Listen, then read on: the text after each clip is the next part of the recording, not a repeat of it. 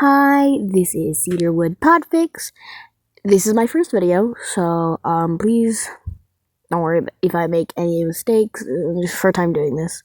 I just haven't been able to find good podfics that I like, so I decided to do it myself. So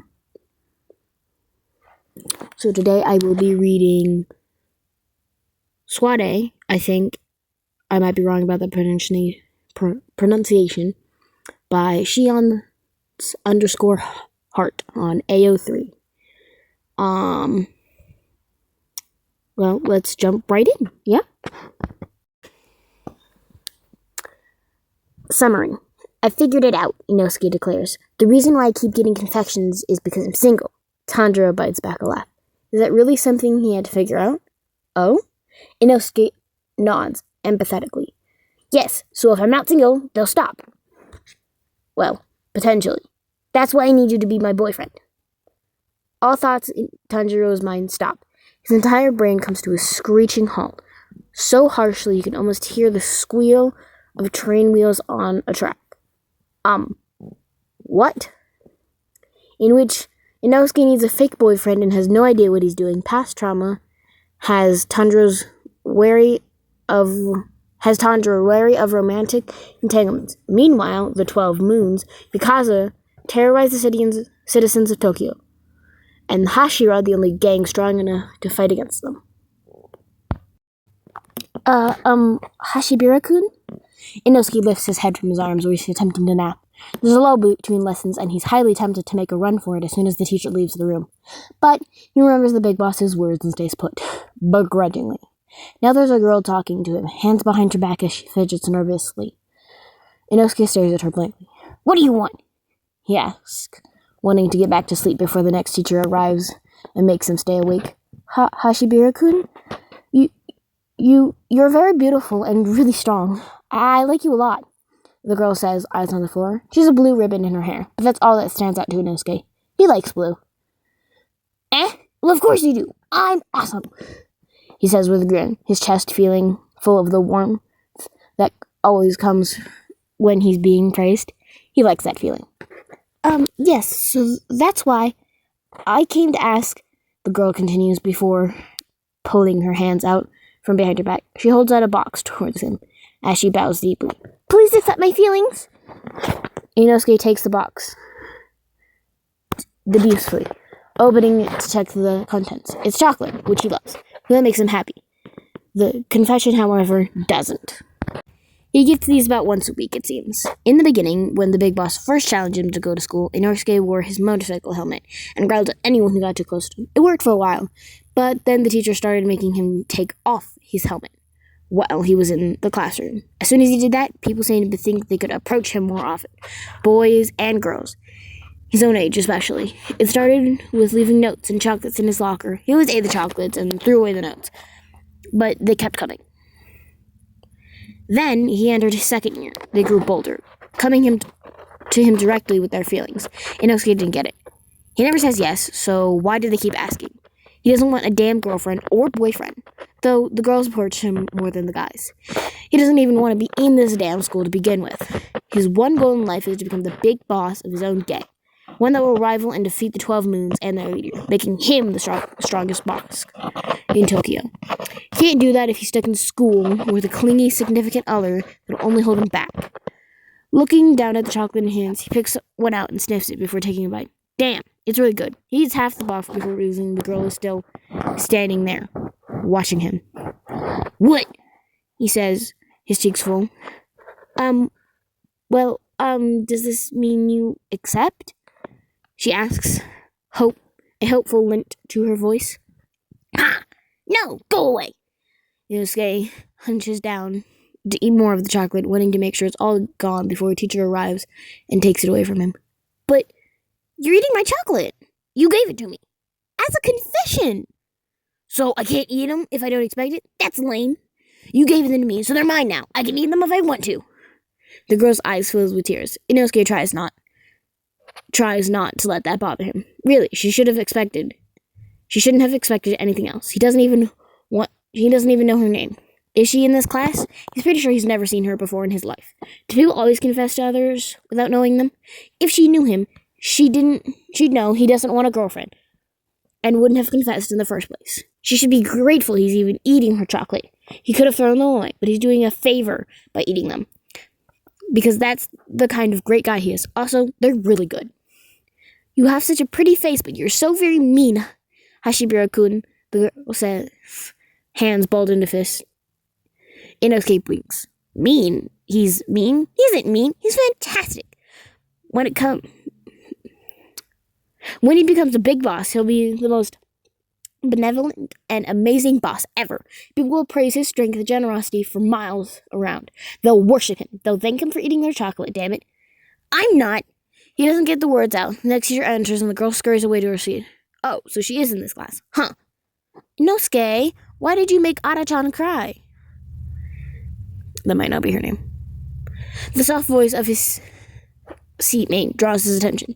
Inosuke frowns at the boy next to him. He's watching him with a gentle reddish-brown eyes and a tiny wrinkle marring his forehead between his eyebrows. The scar above his left eye looks darker than usual, which is weird. Actually, everything about this kid is weird. He's quiet, so Inosuke doesn't notice him the most of the time, except when he's not. And then Inosuke can't ignore him at all. He's loud when he scolds someone for something or other, and now it seems like he's going to scold Inosuke. It didn't make her cry. She started crying on her own, Inosuke insists, shoving the last chocolate in his mouth. The kid, what's his name again? Kintaro? Taro? He presses lips. You should apologize. Huh? Why? She should know better than to confess to me. I never say yes to confessions. Even so, you hurt her by rejecting her. You should apologize and thank her for the chocolate, especially when you ate it anyway. Taro gives the empty box a pointed look. Inosuke crumples it in fist. You want to go? I'll fight you right now. Taro shakes his head. I don't want to fight you. I just want you to apologize to Ayakun. You, Hashibira, Kamado, this class is about to start. Please settle down. The teacher at the front of the room gives them both a look. Kamado turns to face forward, hands folded on his desk. But he sends Inosuke a pointed side glance. He throws the crumpled box at Kamado's head, thinking that'll teach him. But Kamado snatches it out of the air before it makes contact. Whoa. How'd he do that? He wasn't even looking. Inosuke watches, dumbfounded, as Kamado carefully uncrumples the box, smoothing out the edges the best he can. Kamado frowns. What's this guy deal? He isn't even friends with the girl as far as Inosuke knows.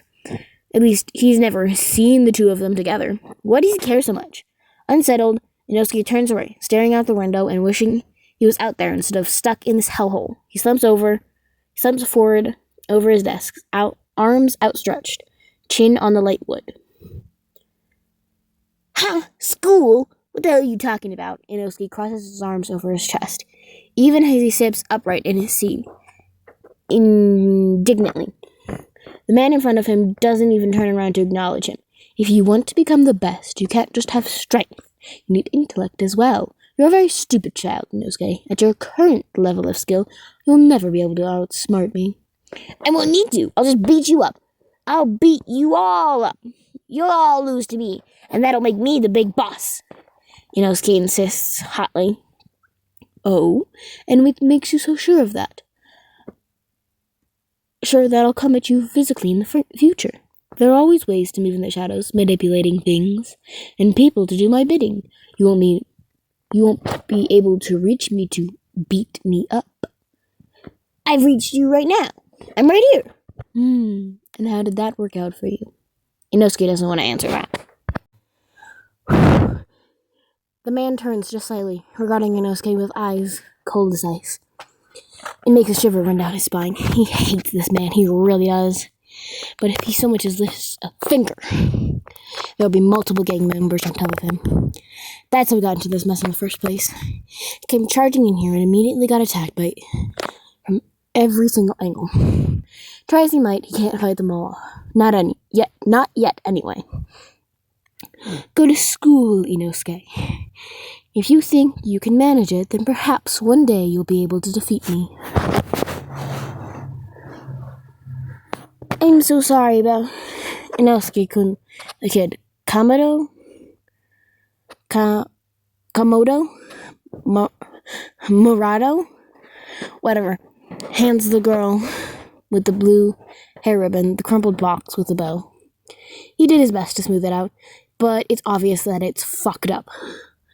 Still, the girl smiles as she takes the box, bowing in return. "Thank you, Kamada-kun," she says softly. "You're really cute and really sweet, so I'm sure you'll find a guy that will like you back one day," Kamado continues with a smile. "Don't give up, okay?" The girl nods quickly. "Yes, thank you again." Inosuke watches the exchange from his seat, absently doodling in his notebook with his pen. Puts his helmet back on, so he's observing everything through the blue tint of his visor. Even so, he doesn't miss the kind smile Kamado gives the girl, or the exasperated look he shoots Inosuke's direct. He simply raises his middle finger. Even if you don't like them back, you can still be kind to them. It takes a lot of courage to confess to somebody, Kamado says as he sits back down in the desk beside Inosuke. Inosuke only grunts. He has a point about the courage thing, but Inosuke doesn't want to admit that he does. He hears a soft snap and looks down to see that his pen is broken in half in his fist, ink splattering everywhere. Frowning, he tosses the pieces aside, opening the desk drawer. He doesn't see another pen. He shuts it with a soft growl before glancing over at Kamado's desk. He has 3 pens, one blue, one green, one black. Inosuke reaches for the blue one.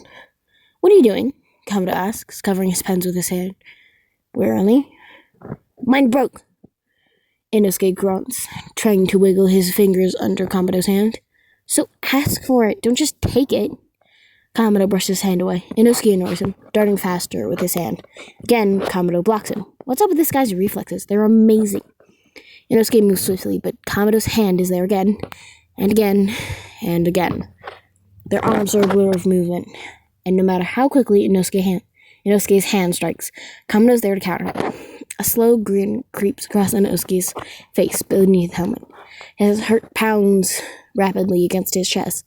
This guy. Inosuke's never met another student that can keep up with him, which takes almost all the fun out of beating them in pretty much every sport and activity. But now, this is a challenge. Determined to win, Inosuke leaps out of his seat, crashing into Kamado, knocking them both onto the floor. The students around them stand, moving out of the way, as the two of them roll and grapple each other. "Ha! You're strong!" Inosuke crows as Kamado manages to get on top of him. "Stop fighting! We're in a classroom!" He heels back, trying to pin him down. "I'll never surrender!" Inosuke twists his legs up and around Kamado's waist, flipping him off him. He jumps to his feet then, darting forward with his fist raised. Kamado dodges out of the way. "All this over a pen? This is a battle now. Fight me. Let's see who's really the strongest," Inosuke roars, chasing him around the room, knocking the other students out of his way.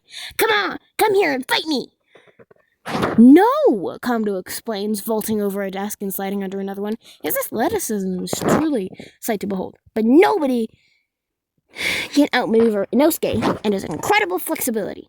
His hands smack on top of the desk as he front flips over it, landing on top of Kamado, knocking them both to the ground. Kamado twists around his grasp, slippery as a fish, and grabs his helmet with both hands. He yanks it off Inosuke, and for a moment, Inosuke's vision is blocked by his hair fluttering in front of it. A flash of pain erupts across his forehead. Everything goes white, then black. When Inosuke comes to, he's laying on a bed in the nurse's office. He's been there plenty of times before, so he recognizes it immediately. He sits up. It says his sits up, but I don't think that's right. So he sits up, but his head throbs so painfully he falls back on his elbows with a grimace. Reaching up, he touches the bandage on his forehead. Gingerly. "What happened? Did that guy headbutt him? Are you okay?" Inosuke whips his head around too quick. Ow. To see Kamado staring at him from a seat across the room. "I'm fine. But what did you do to me? Was that headbutt?" Kamado smiles sheepishly, scratching the side of his cheek with one finger. Yeah, sorry. I didn't really know how else to get you to calm down. Your head is like a rock."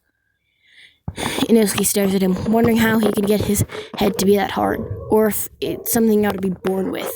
Kamado rubs his palms on his thighs before moving to stand. I should get back to class. I just wanted to make sure you were okay.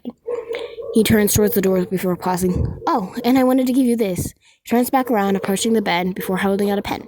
The blue one Inosuke wanted before. Here, you can have this. If you asked, I would have just given it to you. You didn't have to try and steal it. Inosuke takes the pen slowly. Not sure what to say to that. He's never been given anything in his life. Everything he has, he had to either steal or fight for. Swelling hard, Inosuke lifts the pen, twirling it in it. What do you want for it? Nothing. Kamado smiles, a bright, kind smile that makes his eyes squint shut. It's yours. I'll see you in class, Inosuke-kun.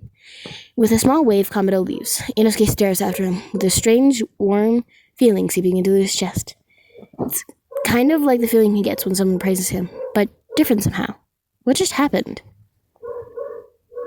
That is the end of chapter 1. I don't think I have enough time to do chapter 2. At least in this one. But there is 22 chapters. Not 22, definitely not 22. There's 20 chapters. And we'll see if I can read all of them. But I think I will get started on chapter 2 now. This is chapter 2, in which Inosuke has really nice abs. So here on out, it's going to be a little bit quieter just because I have to be kind of quiet because family's going to bed. Alright, let's get started with chapter 2, in which Inosuke has really nice abs. I can't believe you actually fought him. I would have just let him take the damn pen. He's so scary. Tanjiro looks down at Inosuke, stretching beside him on the floor of the dojo. It's before opening time, so Tanjiro lets his best friend in to train before the other students start arriving. Stealing was wrong, though. I couldn't just let it fly, Tanjiro says, shaking his head, spreading his legs as far as they'll go before bending them to touch his toes. He also made Aya-chan cry, so I guess I was a little angry at him, too. I can't believe that guy gets so many confessions. It's not fair. He doesn't even accept them. And yet all the girls can talk about is how damn pretty he is. Zenitsu laments. His stretcher is half-hearted at best in his current state. At least I know I'll never have to worry about Nezuko-chan confessing to him. He looks over where Nezuko is wiping down the receptionist's desk. Tanjiro offered to help, but she waved him off. Helping at the receptionist's desk is her responsibility, while Tanjiro's is teaching younger students. But every day he asks anyway. It looks like he can get tiring after a while, especially on busy days. Even when Kanazaki Aoi working beside her, Nezuko's resilient. But as her big brother, he can't help but want to ease her burden. I don't think Nezuko likes anyone, Tanjiro muses, at least not in that way. She better not. She's supposed to marry me when we get older, Zenitsu explains, sitting up straight.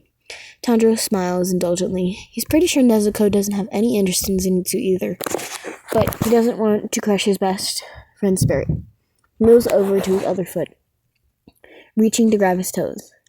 As he sets his forehead against his knee, it's somewhat tender. As he rubs at the spot that collided with Inosuke's forehead lightly, he still feels bad for knocking him out. He just wanted to stun the guy to get away, but he hit harder than he meant to. What about you, Tanjiro? What about me? What? Tanjiro asks, stretching his arms out in front of him, trying to get his face to reach the floor. This is the hardest one, but he does his best.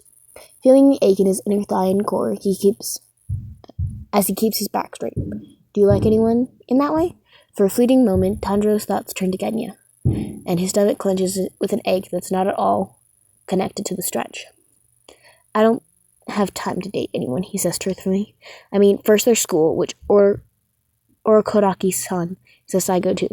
Then I come here to train and work. And then I go home to do my homework. When would I have time for dating? I only ever get to see you because you come here to train. Otherwise, I probably wouldn't even get to spend any time with you at all. It's just a fact of life. After he graduates, he'll maybe have more time, unless Orokodaki tells him to go to university. In which case, he'll have to continue this busy schedule even longer. Not that Tanjiro is complaining. He's extremely grateful for everything Orokodaki has done for him. Orokodaki's done for him and Nezuko. Without the man, he wouldn't have what he does now. This job at the dojo with Gojo, not with Gojo, with Giyu in Sabito, a home with the three, and Memakamo?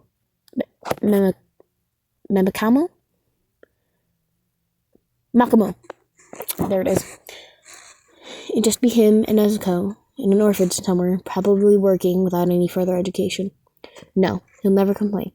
But it'd be nice, wouldn't it? To have someone to hold hands with you, make bentos for you, to go to festivals with you, see the autumn and Christmas illuminations, Zetsu says wistfully. I do all these things with Nezuko, Tanjiro pointed out. Tanjiro! Zenitsu rose on his back, kicking his feet into the air as he whines. That's not the same at all. Well, maybe not, but I'm fine with it. Tanjiro shrugs, moving to his feet. That's just because you don't know what you're missing. You don't know either, Tanjiro points out, not trying to be mean, but just speaking the truth. Don't remind me, Zenitsu pouts before grabbing Tanjiro's proffered hand and pulling himself to his feet. Besides, I'm single by choice. I'm waiting for Nezuko-chan.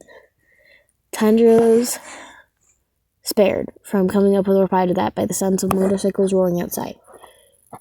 Grinning, he races towards the entrance, waving at a line of bikers pulling up outside Orokoraki's Judo Institute. Hi, welcome, he calls, bowing rapidly to each member of the Hashiro Bozo Zuko, until he grows dizzy. Tanjiro-kun, hello!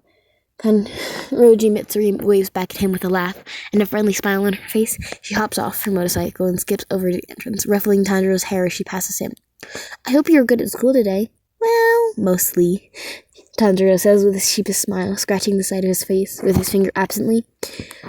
Igoro Obanai gives him the evil eye as he follows after Kanroji.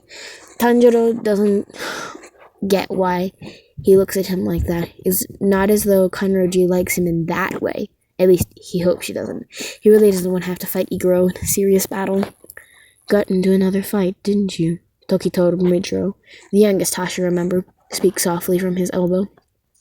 There's no judgment in his tone, or interest, really, but Tanjiro feels chastised all the same. Well, yes, well, no, I mean, I didn't start it this time at least, he replies. Was it a flamboyant fight?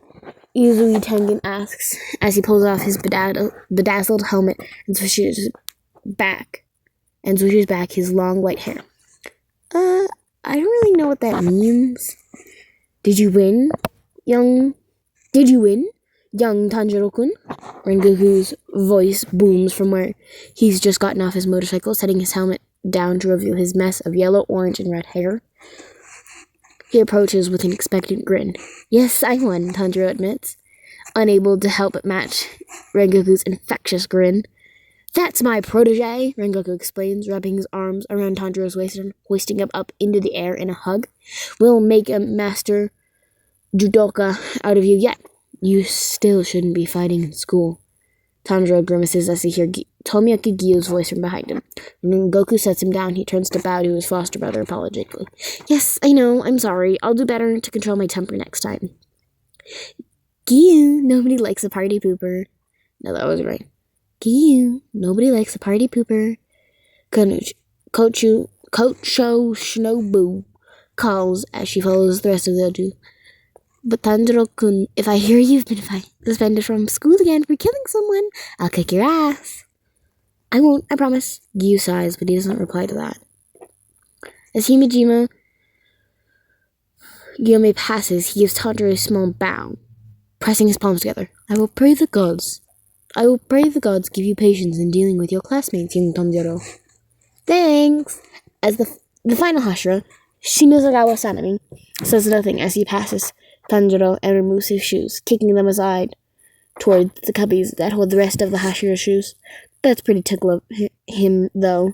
Tanjiro tries not to let it bother him. Gyu turns to look at Tanjiro. Orokoraki-san said you can train with them for only 1 hour today because of your fight. Oh, okay, Tanjiro says, deflating somewhat, but knowing it's better than getting kicked out of training altogether, which is what he'd been afraid of. What am I supposed to do? till my students get here? I don't care, he says, shaking his head. Do homework or something. Right, got it. I'll do my best today, Tanjiro says with a quick yawn. What? No! Don't mind with Shinazagawa-san. I'll die, I tell you. Come back here, you little shit! Tanjiro nearly topples over as Zenitsu comes barreling out of the dojo, grabbing his waist and swinging around him to behind him. Crouching down to be as small as possible, Shinazagawa comes storming after him with his face a mask of rage. Tanjiro bites his lip, not backing down as the scarred face of the other man leans into his personal space. Move! He says, his voice dangerously low. Tanjiro glances his shoulder over at Zenitsu. Maybe he can train with someone else today. How about Tokito-kun? Shinazagawa rolls his eyes. Fine, if he wants to be a damn baby about it. But I won't train him at all if he keeps running away. I won't be paired with a coward. That's only going to slow me down. Tanjiro nods. Understood. I'll talk to him. Shinazagawa snorts, turning away. Tanjiro's chest tightens, and he moves before he can think, grabbing his arm to stop him. Wait, Shinazagawa-san. The look Shinazagawa-san gives him could curdle milk, but Tanjiro simply releases his arm with a bow of an apology. Sorry. I just wanted to ask if you'd heard from Genyu-kun recently. If Shinazagawa looked angry before, he looks downright murderous now. No, I haven't. And if that snot-nosed brat contacts you, you tell him he better not show his face around here again, or I'll kill him. Got it? There was no again. Don't know why I said that. With that, the man storms off, hands clenched into fists at his side. Tanjiro watches him go, his heart sinking into the ground like a stone, though he doesn't sense any hatred coming from Shinazagawa. That reaction was less than ideal. Nezuko peers out from around the corner of the entrance, giving him a worried look. I'm okay, he tells her, holding out his hand. She comes over to him, taking his hand and giving it a firm squeeze. Zenitsu stands shakily, his hands still gripping Tanjiro's judokai at the waist. Thanks, Tanjiro. I never would have survived training under him. Tanjiro hums softly. He's right. If you're going to get stronger, you should train under multiple people, not just the same one. Everyone has a different technique that you can learn from. Maybe, but Shinazagawa's... Zenitsu wrinkles his nose. Maybe, but Shinazagawa is just sadistic. I think he enjoys torturing us. He just wants us to get strong enough to defend ourselves, Sanjiro says, certain about that at least. The Hashira protect this dojo from other gangs and the 12 Moons. But remember, there's always a chance we'll get attacked while we're on our own one day. That's what happened to Shinobu-san's sister, remember? Zenitsu grumbles under his breath, but concedes to this point. Tanjiro leads the way inside, going over to where Tokito is stretching on the floor.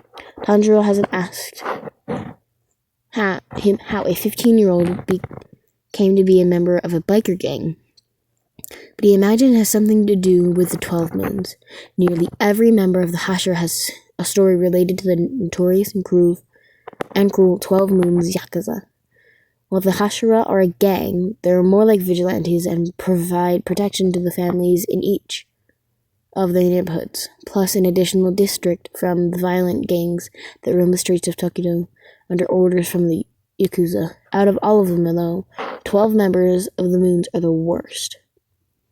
Tanjiro really admires the Hashira and what they stand for.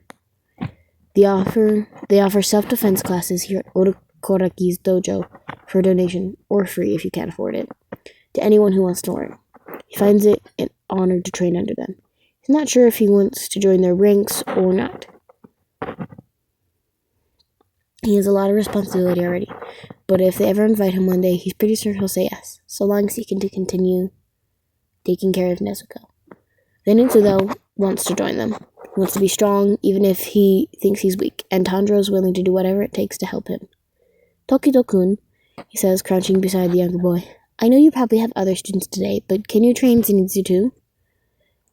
Tokito gives Zenitsu his head-raised glance.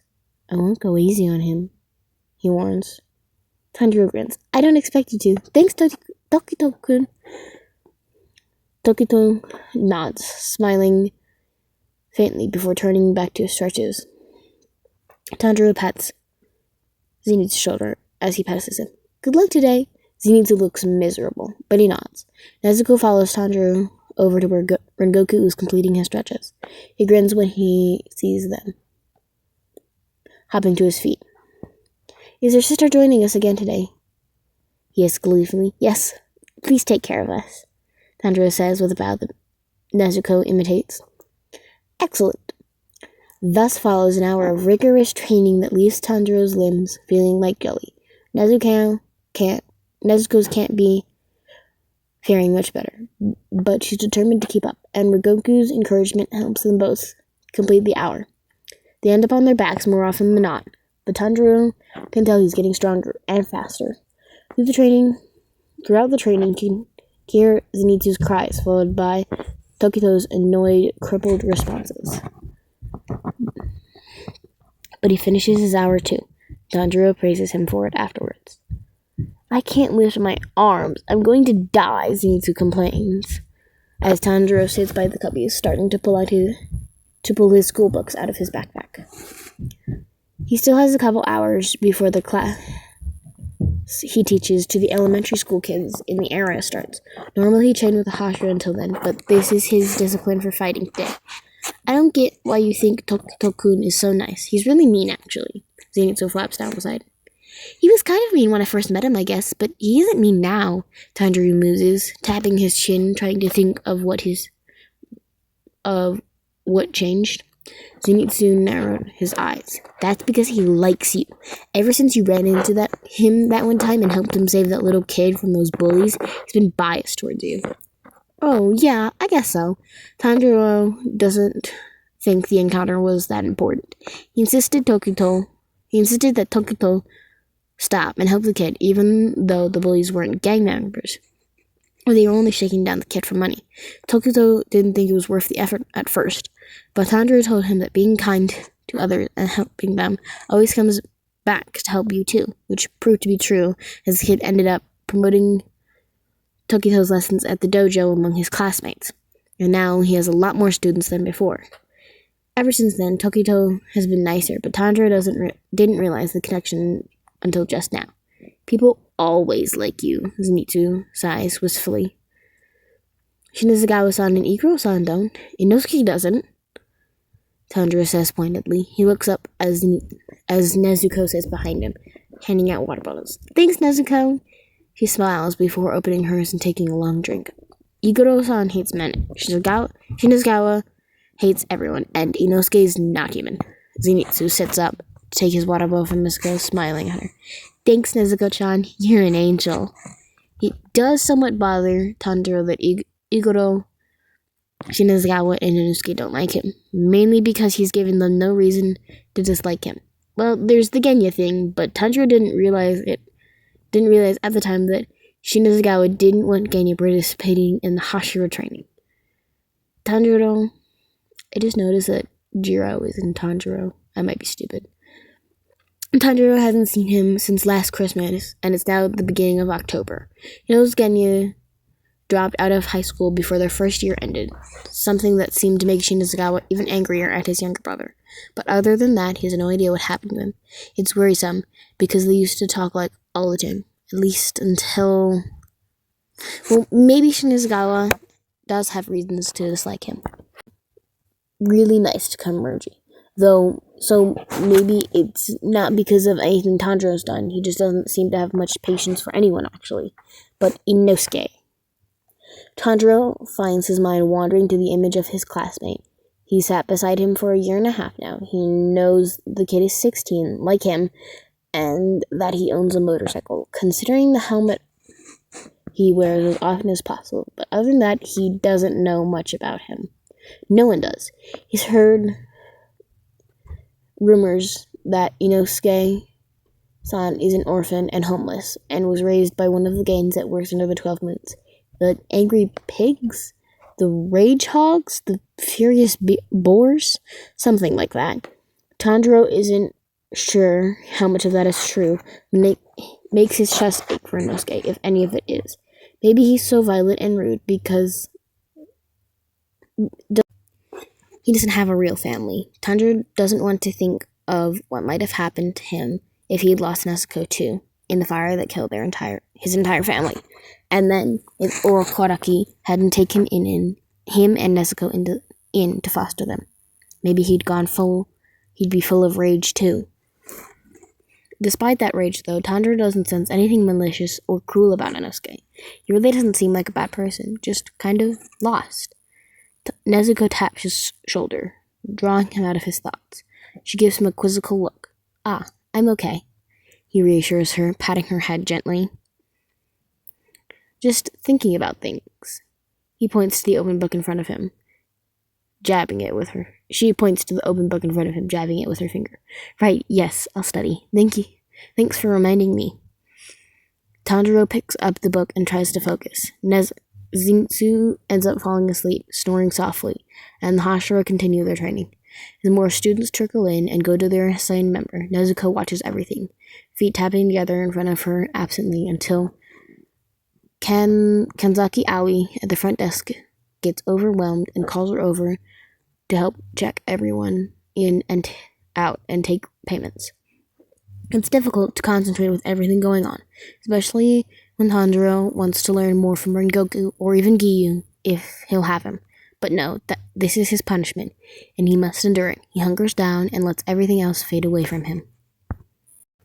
Tanjiro doesn't really think of Inosuke again until the next morning. He just sat down at his desk and is pulling out his necessary books when two hands slam onto his desk, causing the entire thing to rattle. Looking up, he sees Inosuke staring down at him. Green eyes, bright, almost feverish behind his dark fringe. Blue-tipped hair slips down over his shoulders as he leans forward, and Tanjiro can nearly see his navel, since his school shirt is unbuttoned so far down. He's really muscular. "Oh, good morning, Inosuke-kun," he says with a smile, pulling up his gaze from Inosuke's abs and trying to keep his face from growing warm. "I figured it out," Inosuke declares. "The reason why I keep getting confessions is because I'm single." Tanjiro bites back a laugh. Is that really something he had to figure out? "Oh?" Inosuke nods empathetically. "Yes, so if I'm not single, then they'll stop." "Well, potentially. And that's why I need you to be my boyfriend." All thoughts in Tanjiro's mind stop. His entire brain comes to a screeching halt. He can almost hear the squeal of train wheels on a track. What? "I need you to be my boyfriend, so everyone will leave me the hell alone. It's perfect. You're strong, and I'm strong, so we're a perfect match." I don't think that's all that's required for a couple." Inosuke leans into his personal space. Gaze so intense, a shiver runs down Tanjiro's spine. He smells of sweat, freshly cut grass, and a faint whiff of gasoline. It's an interesting combination. If you're my boyfriend, the confessions will stop, and girls will stop crying because of me. That's what you want, right? Well, Tanjiro doesn't like it when girls cry. That's true. But being Inosuke's boyfriend? Is he serious? Is this what he really wants? They don't even know each other. "Are you serious?" Tanjiro asks, his voice much smaller than he wants it to be. Inosuke huffs. "Well, no. I mean, yes." He leans forward even more, their faces nearly touching. He lowers his voice as well, or as much as Inosuke can lower it. It's still a loud whisper. Nobody really seems to be paying them much attention. I lost it. How did I lose it? Attention to them. Students still trickling in and greeting their friends as they get to their desks. "It won't be for real. I don't want a real boyfriend. It's just for show. Got it?" "Oh, it's pretend," Tanjiro bleats. "That's not so bad then. Maybe he won't have to fulfill the responsibilities of a real boyfriend outside of school. If it's fake, then he can just say he's Inosuke's boyfriend and not do anything else. It won't be real, so no feelings will be attached." Lying doesn't suit him. He's been told he's a terrible liar, and he doesn't really like doing it. But if it'll help Inosuke and keep girls from crying, then maybe it's okay. "Yes, okay. I'll pretend to be your boyfriend," Tanjiro says before he can consider it any further. Inosuke's expression brightens, eyes sparkling for a moment. Tanjiro struck by just how beautiful the guy is, and shoving it over his head. Good, but he doesn't thank him. But Tanjiro's too preoccupied by his thoughts to say anything about that. As Inosuke takes a seat, Tanjiro suddenly realized that he didn't ask about any rules or expectations regarding this. What does Inosuke want him to do exactly? Just say that he's his boyfriend? But just saying it won't necessarily be convincing, especially since everyone in their class just witnessed them fighting over a pen yesterday. But before he can turn around and ask Inosuke specifically what he wants from him, the teacher enters. Now isn't the best time. He'll have to catch Inosuke later to ask. Despite resolving this, Tanjiro is unable to focus the entirety of class. Alright, and that is chapters 1 and 2 of... let me get back to the top so I can... Saudade by Shion's Heart. And I will see you again for chapters 3 and 4. I hope you liked this. I certainly had a lot of fun. So, Cedarwood Podfix out.